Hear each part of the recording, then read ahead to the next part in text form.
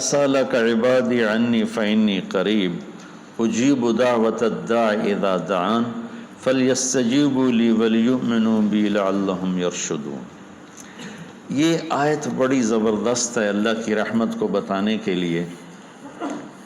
ساڈی تا جی سندا ہی کوئی نہیں، یہ عام لوگ جی ساڈی تا رب سندا ہی کوئی نہیں، اور جو بیچارے ان پڑھ لوگ پیر سائیں تہاڈی رب موڑ نہیں سکدا، ساڈی سندا کوئی نہیں، یہ اس سے بھی آگے چلے جاتے۔ او بھائی اللہ بڑا بے نیاز ہے، جس کی چاہے موڑ دے، جس کی چاہے سن لے، لیکن رب سب کی سنتا ہے، یہ یہاں بتانا ہے۔ وَإِذَا ان نہیں، ان شرط ہے اور اذا ظرفیت ہے، تو ان کی بجائے اذا سے ایک دم اللہ کی رحمت کا دروازہ کھلتا ہوا نظر آتا ہے۔ اذا سألک عنی پہلے ہونا چاہیے، عبادی بعد میں ہونا چاہیے۔ جب میرے بارے میں میرے بندے پوچھیں، اللہ کو صحابہ نے سوال کیا، یسألونک یسألونک یسألونک، کتنا قرآن میں ہے، یسألونک عن المحیض قل هو اذی، یسألونک عن الانفال قل الانفال للہ والرسول، یسألونک عن الاہلہ قل ہی مواقیت للناس، یسألونک عن الیتامى قل اصلاح لہم۔ جتنے بھی صحابہ نے سوال کیے وہ آئے ہیں یسألونک، یہ آپ سے پوچھتے ہیں، ٹھیک ہو گیا؟ تو یا حبیبی یا محمد قل، آپ کہیے، یہ جواب ہے۔ یہ سارے قرآن میں طرز ہے، وہ 14 کے 18 دفعہ یسألونک لفظ آیا۔ صحابہ نے سوال کیا، اللہ کدھر ہے، قریب ہے تو مناجات کریں، دور ہے تو زور سے پکاریں۔ تو اس پر آیت یوں اترنی چاہیے تھی، یسألونک عنی، جیسے باقی آ رہا ہے سارے سوالوں کا جو لفظ آیا ہے یسألون، آپ سے پوچھتے ہیں، تو یہاں بھی ہونا چاہیے تھا آپ سے پوچھتے ہیں عنی، میرے بارے میں، قل، تو آپ کہیے ہوا قریب، کہ وہ تمہارے قریب ہے۔ یہ میری بات سمجھ میں آئی؟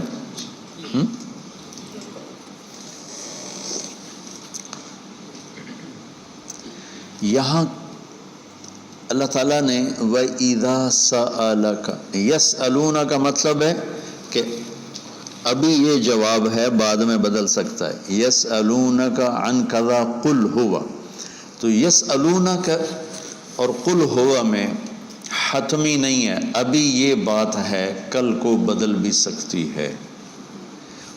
اذا کا مطلب ہے کہ یہ ابدی جواب ہے، یہ جواب قابل تبدیل نہیں ہے، یہ آگے جو جواب آئے گا وہ ہمیشہ کے لیے ہے۔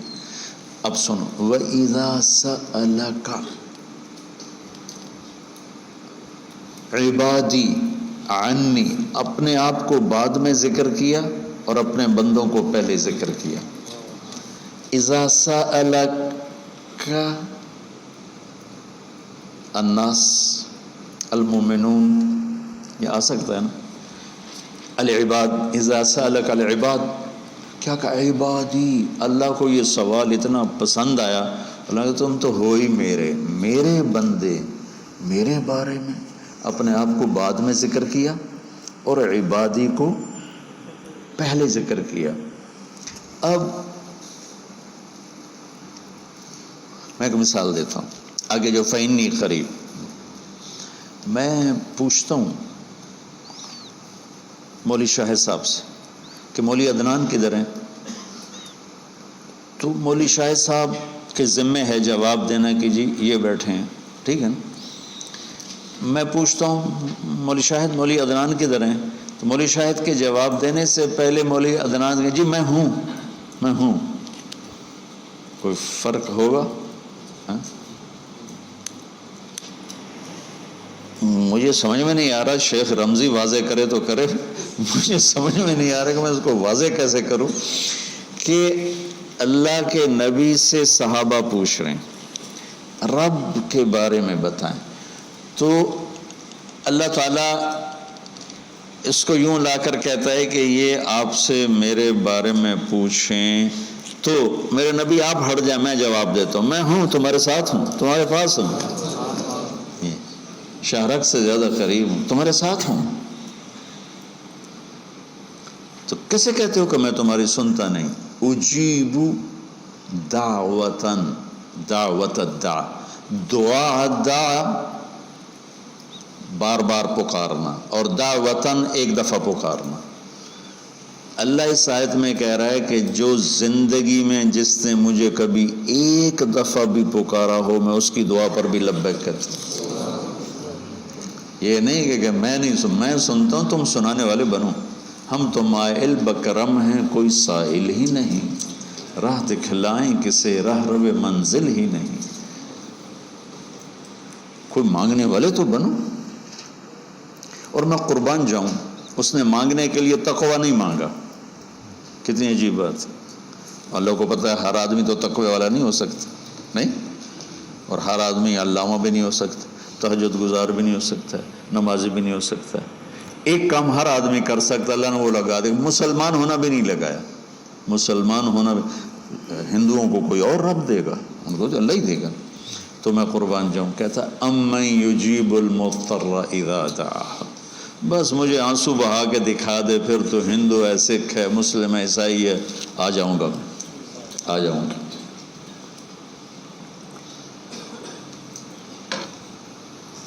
سب کی سنتا، اجیب دعوت الداع، ایک دفعہ بھی جو زندگی میں پکارتا ہے نا، اذا دعان، جب جس وقت اس کی زبان سے یا اللہ نکلے گا، میں لبیک کہتا ہوا ہوں گا۔ تو اس آیت میں بڑی تسلی اللہ نے دی ہے، بڑی تسلی دی ہے کہ اللہ کو پکارو، اللہ سے، صرف اللہ سے مانگو، صرف اللہ سے مانگو۔ وَإِذَا سَأَلْتَ فَاسْأَلِ اللَّهِ وَإِذَا اسْتَعَنْتَ فَاسْتَعِنْ بِاللَّهِ، مخلوق سے مت مانگو، پکارنا ہے تو صرف اللہ کو پکارو۔ اللہ نے خوبصورت مثال دی، ان الذین تدعون من دون اللہ لن یخلقوا ذبابا، اللہ تعالیٰ فرماتا ہے مجھے چھوڑ کر میرے بنائے ہوئے بندوں سے مانگتے ہو، ان سے کہو ایک مکھی بنا کے دکھا دے، اگر یہ ایک مکھی بنا کے دکھا دیں تو میں نہیں چھاڑ دے نہ تو کل مانگ لے۔ ارے یہ مکھی کی ایک ٹانگ نہیں بنا سکتا، تو تم ان سے کیوں مانگتے ہو؟ ان سے مانگو، اس سے مانگو جس نے انہیں بنایا۔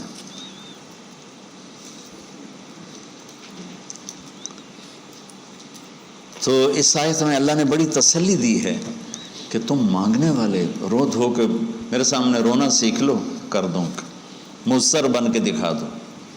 جیسے ہمارے ہاں دعائیں مانگی جاتی ہیں، ہاتھ ادھر ہوتے ہیں اور گا گا کے ربنا آتنا، یہ دعا ہے؟